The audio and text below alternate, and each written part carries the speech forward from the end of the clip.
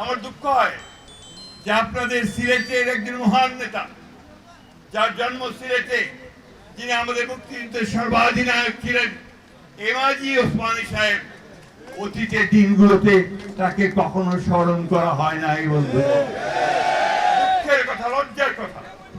যারা আমাদের জন্য রক্ত দিয়েছেন, প্রাণ দিয়েছেন, যারা আমাদের জন্য মুক্তিযুদ্ধকে সংগঠিত করেছেন, তাদের নাম বিগত ফ্যাসিস্ট সরকার উচ্চারণ পর্যন্ত করে নাই, কেউ স্বীকারও করতে চায় না।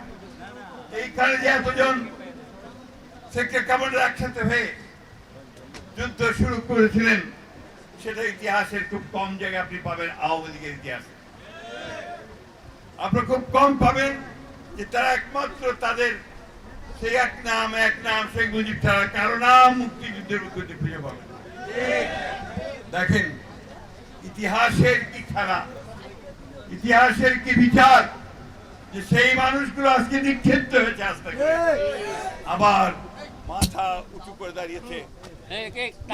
আপনারা দেখবেন মুক্তিযুদ্ধের ইতিহাসের মধ্যে খুব কম জায়গায় এটার উল্লেখ আছে, অথচ এখান থেকে কিন্তু যুদ্ধের পরিকল্পনা শুরু হয়েছিল। এমএজি ওসমানী সাহেবের নেতৃত্বে আমাদের স্বাধীনতার ঘোষক শহীদ প্রেসিডেন্ট জিয়াউর রহমান সাহেবের উদ্যোগে সব সেক্টর কমান্ডার এখানে মিলিত হয়ে সেই যুদ্ধের পরিকল্পনা করেছিলেন। এখান থেকেই তারা সেক্টর ভাগ করে তারা হানাদার বাহিনীর পিছনে, পাক হানাদার বাহিনীর বিরুদ্ধে সশস্ত্র যুদ্ধে লিপ্ত হয়েছিল। কথাটা মনে রাখতে হবে আমাদের, যে শহীদ প্রেসিডেন্ট জিয়াউর রহমান যে যুদ্ধ শুরু করেছিলেন, সেই যুদ্ধ ছিল পাক হানাদার বাহিনীর বিরুদ্ধে সশস্ত্র যুদ্ধ।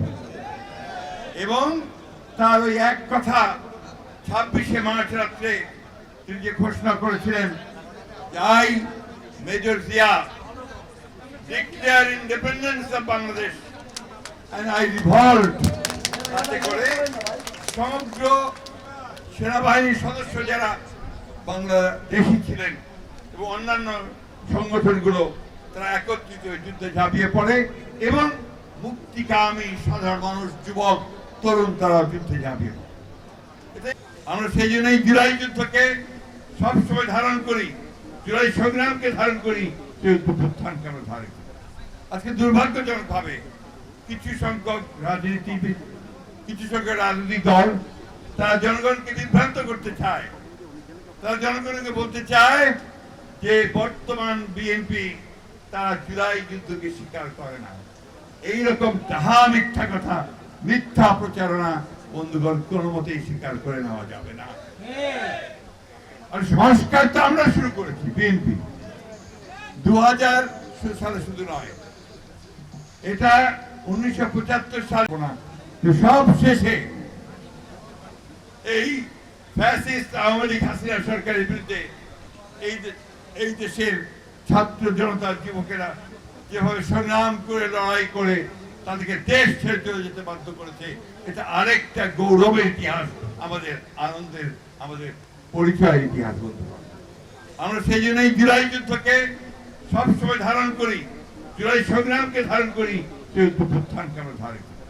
আজকে দুর্ভাগ্যজনক ভাবে কিছু সংখ্যক রাজনীতিবিদ, কিছু সংখ্যক রাজনৈতিক দল, তারা জনগণকে বিভ্রান্ত করতে চায়।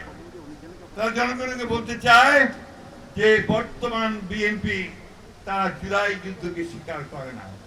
এইরকম যাহা মিথ্যা কথা, মিথ্যা প্রচারণা বন্ধুগণ কোনো মতেই স্বীকার করে নেওয়া যাবে না। আর সংস্কার তো আমরা শুরু করেছি, বিএনপি 2000 সালে শুধু নয়, এটা 1975 সালে যে একদলীয় শাসন ব্যবস্থা আমেরিকা শেখ মুজিব সাহেব প্রবর্তন করেছিলেন, জোর করে চাপিয়ে দিয়েছিলেন, সেখান থেকে জেনারেল জিয়াউর রহমান যখন মুক্তি দিলেন, প্রথম বহুদলীয় গণতন্ত্রকে প্রবর্তন করেছিলেন আমাদের নেতা শহীদ প্রেসিডেন্ট জিয়াউর রহমান।